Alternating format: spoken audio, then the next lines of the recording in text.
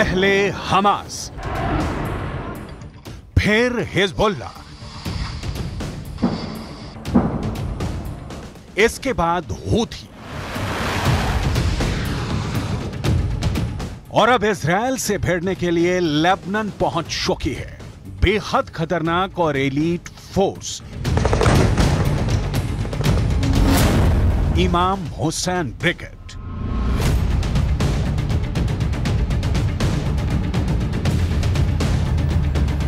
Israel के सैनिक 24 घंटे हर सेकंड आंखों में तेल डालकर इजराइल और लेबनान की बॉर्डर की सुरक्षा कर रहे हैं और ऐसे वक्त में इजराइल को एक बड़ी खबर मिली है। यह खबर नेतन्याहू के लिए मुसीबत पैदा करने वाली है। इमाम हुसैन ब्रिगेड को सीरिया से लेबनान में शिफ्ट किया जा चुका है और लेबनान के अंदर इस वक्त इमाम हुसैन ब्रिगेड को मौजूद बताया जा रहा है।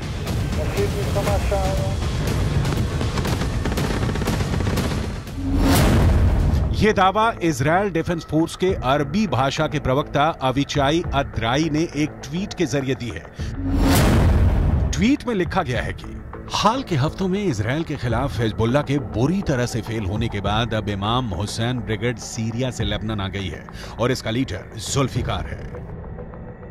इमाम हुसैन ब्रिगेड को भी ईरान फंड करता है और दावा यह किया जाता है कि यह इमाम हुसैन ब्रिगेड ईरान के सबसे ताकतवर सेना इस्लामिक रिवॉल्यूशनरी गार्ड को रिपोर्ट करती है।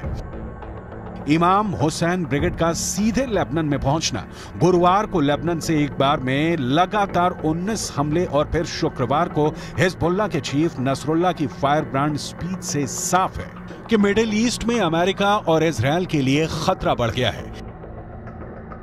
الاحتمالات في جبهتنا اللبنانية مفتوحة.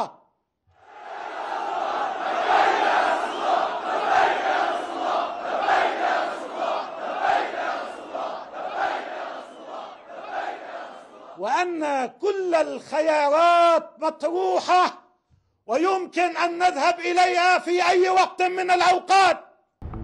ईरान के राष्ट्रपति इब्राहिम रईसी पहले ही चेतावनी दे चुके हैं कि गाजा पट्टी को क्रॉस करके इजराइल ने रेड लाइन क्रॉस कर दी है। अगर गाजा पर ग्राउंड ऑपरेशन के दौरान हमास, फिलिस्तीन और हिजबुल्लाह ने एक साथ इजराइल पर हमला किया तो इनको रोकना इजराइल के लिए बहुत बड़ा चैलेंज बन जाएगा।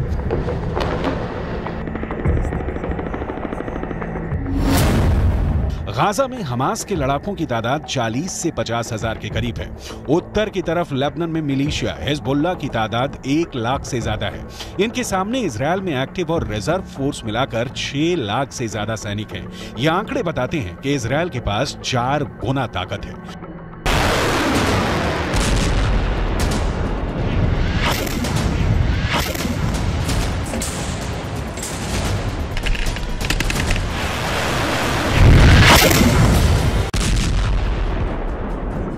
लेकिन हिजबुल्लाह के चीफ नसरुल्लाह से फिर भी अमेरिका घबराता है, क्योंकि नसरुल्लाह के पास अपने ओजस्वी भाषणों के जरिए बड़ा संगठन खड़ा करने की और सैनिकों में जोश भरने की अद्भुत क्षमता है।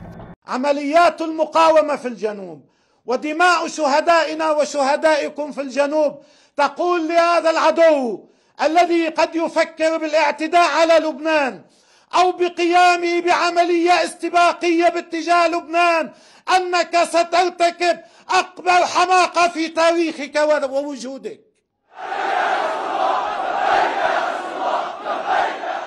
सबसे बड़ी बात यह है कि हिजबुल्लाह के पास एक ट्रेंड सेना है जिस पर विजय पाना हमास से भी ज़्यादा कठिन काम है। हिजबुल्लाह के पास हथियारों का विशाल भंडार है। हिजबुल्लाह के पास गाइडेड मिसाइलें भी हैं जो इजराइल के अंदर तक मार कर सकती हैं। हिजबुल्लाह के पास एंटी टैंक मिसाइलों का बहुत बड़ा जखीरा है, जिसकी वजह से इजराइल को नुकसान भी पहुंचा है। ये मिसाइल ईरान से सप्लाई की जाती रही है और ऐसी मिसाइलों का हिजबुल्लाह के पास बहुत बड़ा जखीरा है।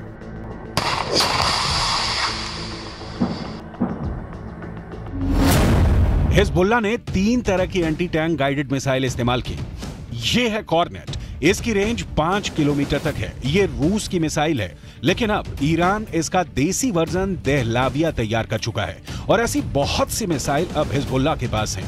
दूसरी है BGM-71 TOW anti tank guided missile. Range है 3.5 किलोमीटर। यह अमेरिका में बनी मिसाइल है, लेकिन अब इसकी नकल ईरान तैयार कर रहा है और उसने हिजबुल्लाह को सप्लाई की है। तीसरी है 85 कॉनकोर्स, रेंज 4 किलोमीटर। यह भी रूस ने बनाई है और अब ईरान में ये दोसान नाम से तैयार की जाती है। तीनों मिसाइल बहुत ही घातक है। 7 अक्टूबर के बाद हिजबुल्लाह सीधे जंग में नहीं कूदा था।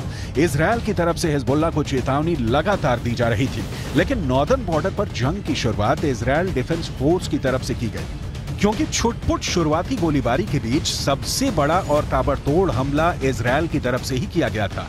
हिजबुल्लाह के लड़ाकों की मौत जब शुरू हुई उस वक्त भी हिजबुल्लाह पसुपेश में था, क्योंकि तब तक भी उसे नसरुल्लाह की तरफ से कोई साफ आदेश नहीं मिला था।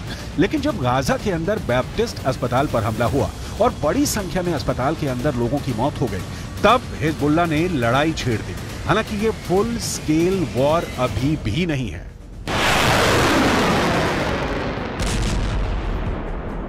और इस 3 हफ्ते की लड़ाई में हिजबुल्लाह के अब तक 50 से ज्यादा लड़ाके मारे जा चुके हैं। अक्टूबर के तीसरे हफ्ते में तो हिजबुल्लाह के 20 से ज्यादा लड़ाके मारे गए थे, जिसके बाद इस जंग में हिजबुल्लाह धीमा पड़ता नजर आया, लेकिन बाद में धीरे धीरे वो इस जंग में फिर वापस आ गया।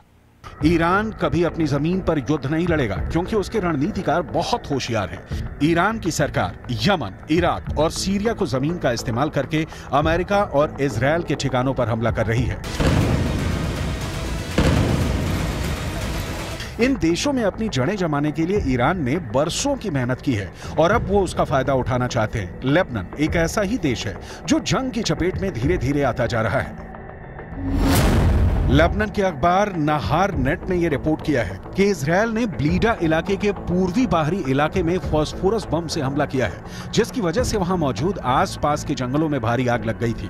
इन फास्फोरस बमों से लगी आग लंबे इलाके में फैले जंगलों तक फैल गई, जिससे भारी नुकसान हुआ। इजराइल की तरफ से लगातार ये कहा जा रहा है कि लेबनान हिजबुल्लाह के कंधों पर बंदूक रखकर जंग में कूदने का जोखिम ना उठाए, क्योंकि इस बार लेबनान बहुत बुरी तरह जंग की चपेट में आएगा और फिर ये कहकर पल्ला नहीं झाड़ सकता कि इस जंग में उसे हिजबुल्लाह ने घसीटा है। इजरायल के प्रधानमंत्री बेंजामिन नेतन्याहू पहले ही ये कह चुके हैं कि लेबनान को इस बार ऐसा जवाब दिया जाएगा कि वो दूसरी जंग लड़ने के काबिल ही नहीं बचेगा। שאתם עושים פה ומה ששמעתי עכשיו מהמפקדים שלכם זה דבר חשוב מאין כמוהו. אתם הורגים אנשי חיזבאללה שמנסים לתקוף את קו החזית שלנו. אני לא יודע עכשיו, כשאני נמצא איתכם, אני לא יכול להגיד לכם כרגע אם חיזבאללה יחליט להיכנס בצורה מלאה למלחמה. नेतन्याहू के अलावा इजरायल के रक्षा मंत्री योव गैलेंट पहले ही कह चुके हैं कि इस युद्ध में इजरायल का बदला ये तय करेगा कि अगले 75 साल तक इजरायल की जमीन पर रहेगा या नहीं। अभी तक हिजबुल्लाह के 50 से ज्यादा लड़ाकों के मारे जाने की खबरें आ चुकी हैं, लेकिन इसके बावजूद भी इजरायल के रक्षा मंत्री ने बयान ये दिया है कि अभी वो युद्ध को विस्तार नहीं देना चाहते। מנהלים מלחמה בחזית הדרומית כנגד חמאס. אנחנו מוכנים לכל התפתחות בצפון. חיזבאללה סופג נפגעים רבים, יחד עם זה אין לנו עניין להרחיב את המלחמה. אם נידרש לעניין הזה, נדע מה לעשות, הכוחות מוכנים בהגנה. नोट करने वाली बात यह है कि जब इजरायल नॉर्दर्न बॉर्डर पर युद्ध का विस्तार नहीं चाहता है, तब 45 से ज्यादा हिजबुल्लाह लड़ाके मारे जा चुके हैं। तो सवाल यह उठता है कि अगर इजरायल युद्ध का विस्तार कर देगा तो फिर हिजबुल्लाह की हालत क्या होगी।